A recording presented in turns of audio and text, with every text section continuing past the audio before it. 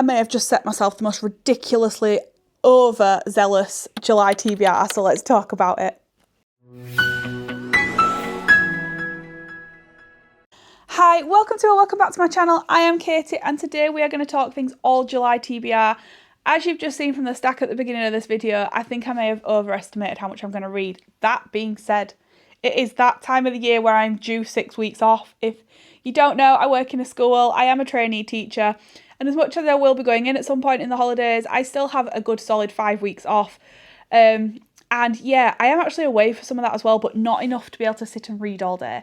However, I've set myself quite a big TBR, so let's talk about it. I'm going to tell you what these books are about, and if I know how I'm going to read them, whether that be Kindle, physical or audio, I will let you know. But yeah, may have overestimated myself here, guys, but let's talk about it.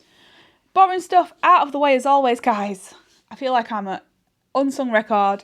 If you are new here and would love to stick around and see more content from me, please hit that subscribe button. I am on a mission to get to 400 subscribers. I wanted to get to it by the end of May. I wanted to get to it by the end of June. No, I didn't. I got to 300 at the end of May. I wanted to get to it by the end of June, and unfortunately I just did not manage that. However, I am on a mission to get to it by the end of July. I think I can commit so much more better content for you. I just have more time on my hands. Well, the second half of July I do. The first half I do not, but I want to try and bring better content. It brings me so much joy to bring you this content. Like, I love being able to just sit and chat endlessly about books, and I wish I had more time to do it. And yeah, so we are going to get stuck into that July TBR. And yeah, if you haven't already, please hit that subscribe button and like button. Let's get these videos pushed out and find all those book lovers that love all things crime and thriller. But I'll stop chuntering at you now. Let's talk about what I'm going to read. So the first book of the month I'm going to talk to you about is The Curator by M.W. Craven, and as you can see, I have already started this. So I am recording this on July 4th. Unfortunately, I've been at work all week and I just haven't had a minute to film this. The books have been sat very kindly on my stack. Oh no, I've just lost my page, guys. What is going on? So this is book 3 in the Washington Post series. So this follows Poe and Tilly. Now, I read The Puppet Show couple of months ago and it became my new obsession. I love this series. It's so easy to follow. The chapters are super short and Poe and Tilly make these. I struggled. Is this book? Yeah, it is book 3. I struggled to get as much love out of the second book because I did not get enough Tilly. So this basically follows, it starts off as some fingers are found in different like locations. And this guy's basically been killing people and he's cut off 2 of their fingers, one before they died and one after they died. So kind of one a bit torture related and one not. What I love about these is they are a bit Chris Carter-esque. However, they're not fully Chris Carter-esque. They're a bit tamer, which I really enjoy. Like I said, these are so easy to read, so I am super excited to get into this. I should probably mention this is set at Christmas as well, so it's giving that kind of like cool vibe, which isn't helpful when we're due another heatwave soon. But yeah, that's where we're at. Book 1, I'm already on the way and I intend to get this finished this weekend because I am committing a lot of time to reading this weekend. So yeah, excited to get into this because I am really enjoying them and I'm slowly getting them all on Kindle now as well. But my library has them all stocked too, which means I can just keep reading them physically too. The next book on my TBR is The Head Teacher by H.M. Lynn. Now, I got this out of the library. So I had just had a bit of a browse and noticed this. And then I feel like I had seen this come up as either one that was recommended or it's just come up on like my recommendations for based on my reading for my Kindle. This is actually available on Kindle Unlimited. So I think I'm going to switch between the physical and the Kindle. I kind of want to have that option because sometimes what I do is I get on the treadmill. So trying to read a paperback while on the treadmill is difficult. So if I'm reading this, at least I can switch to my Kindle. Just so that I can read more comfortably and read more practically, but then I will pick up the physical when I'm sat and chilled. So this one is, I would never have been hired if they'd known what I'd done, my past. St Anne's is a strict environment and after 1 year in the coveted position of head teacher, I now can't put a foot wrong. So I don't think I deserve this, others are desperate for the job themselves. And one of those people wants to bring me down, and I'm scared what they might uncover if they delve a little deeper, and what they might do to me and my family if I don't get to them first. Now this has been described as unputdownable and tense. Have you on the edge of your seat? So I haven't tried anything by H.M. Lynn, so this is my first book by this author, so I'm excited to try something new.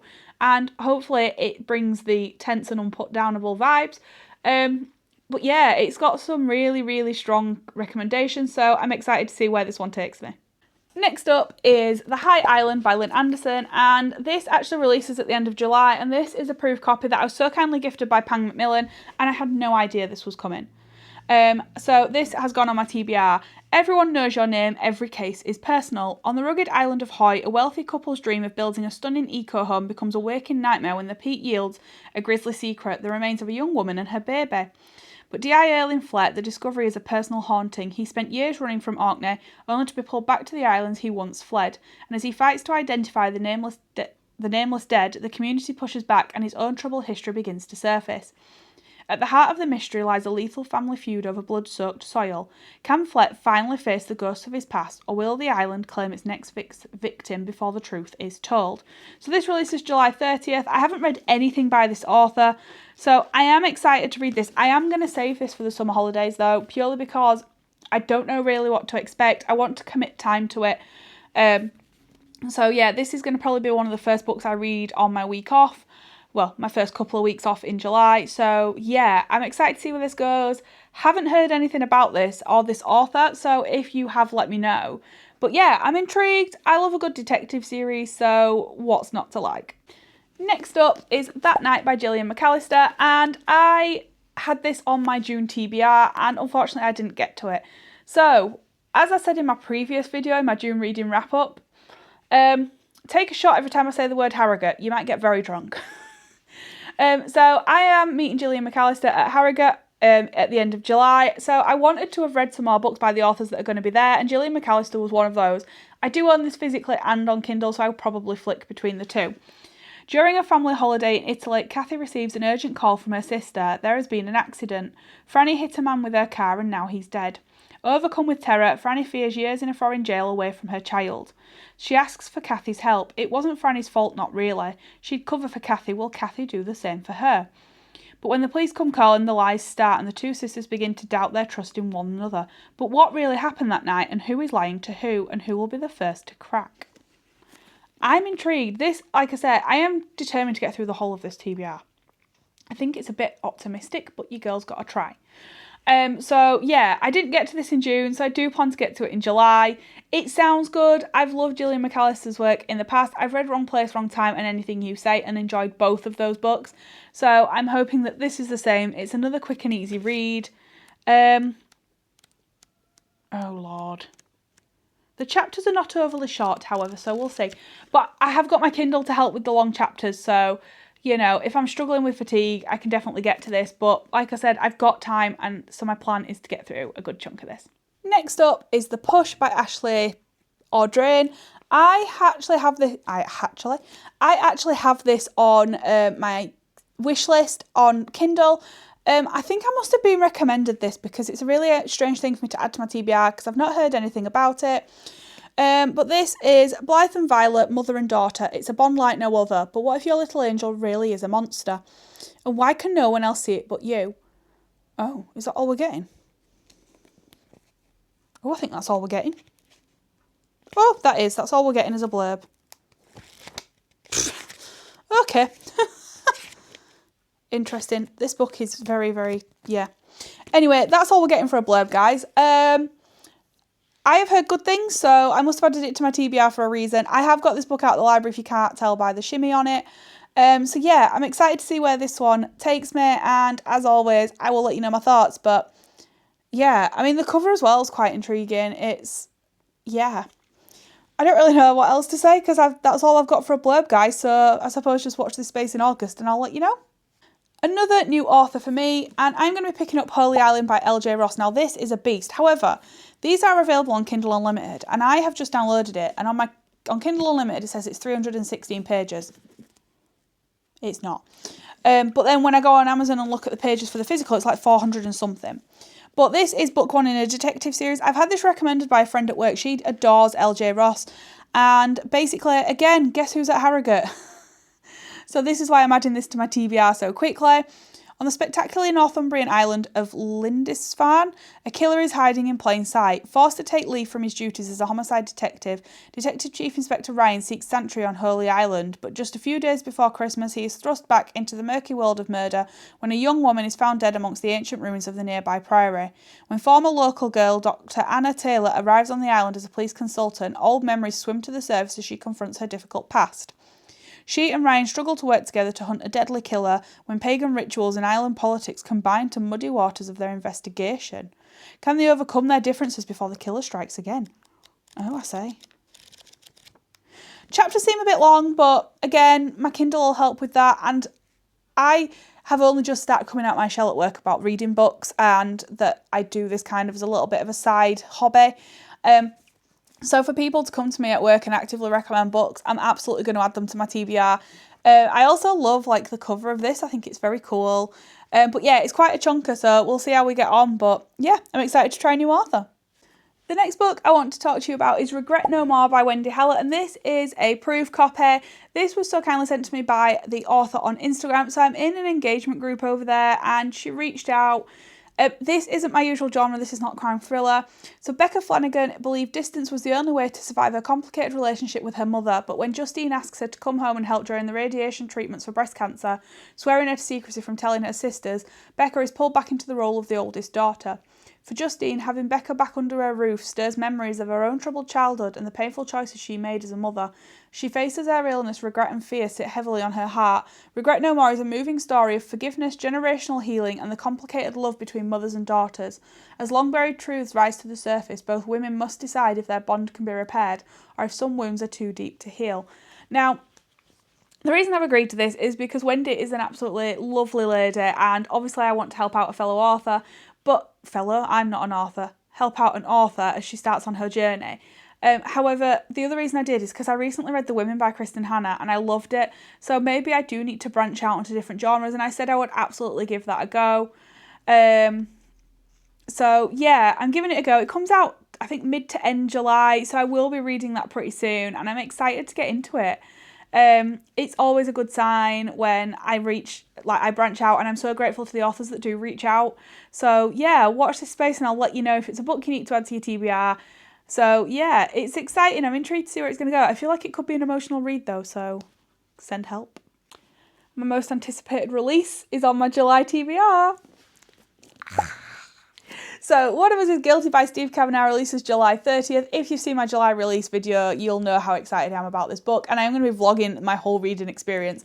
This is book 10 in the Eddie Flynn series, and this releases the 30th of July. Now, I am meeting Steve Kavanagh at Harrogate. I want to get this read before release date. Anyway, I always meet him in July or August because he's always touring. So even if I hadn't been going to Harrogate, I would have been going to meet him in Meadowall. But this is the first year he's doing Harrogate, so it's my first year going because I swear I go everywhere that man tours. So like I said, this is book 10, and this is basically a perfect couple, but one of them is a killer. Patrick Vanderpool, son of billionaire media mogul, is destined for power, but the affair he's having could ruin everything. Vanessa Vanderpool, married to one of America's most influential men, has her own ambitions, but the affair he's had could ruin everything. When the other woman is found brutally murdered, there are only two suspects. One of them is guilty, but which one? Conman turned defence lawyer Eddie Flynn must risk his life to find out.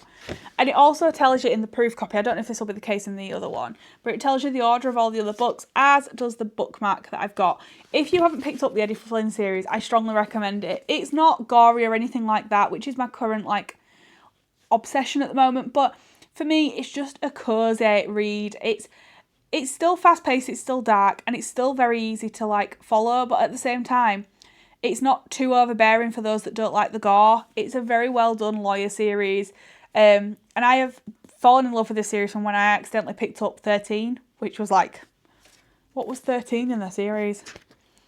So 13 was book 4 in the series. So then I went back and I read them all out of order. But actually, since The Devil's Advocate, so 1, 2, 3, 4, 5 books now, I've read them in order, and I'm so glad I did, because I remember Witness 8 making me cry.